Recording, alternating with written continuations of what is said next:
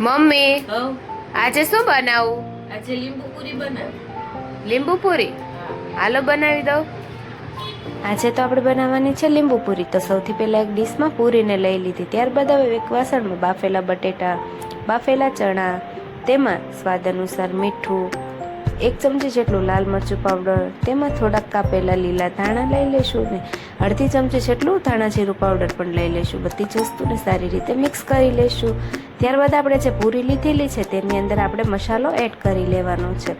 બધી જ પૂરીમાં એક સરખો મસાલો ભરાય છે એટલે આપણે ઉપરથી થોડુંક ચાટ મસાલો અને આપણે અડધા લીંબુનો રસ બધાયમાં થોડો થોડો એડ કરી લેવાનો છે. ત્યારબાદ હવે ઝીણી સેવ લઈ લેશું અને બધી જ પૂરી ઉપર આપણને ભાવે તેટલી સેવ ઉમેરી લેવાની છે. ત્યારબાદ થોડુંક ઉપરથી સંચળ પાવડર અને લાલ મરચું પાવડર અને થોડુંક ચાટ મસાલો લઈ લેશું. ત્યારબાદ હવે ઉપરથી લીલા ધાણા વડે ગાર્નિશ કરી લેશું.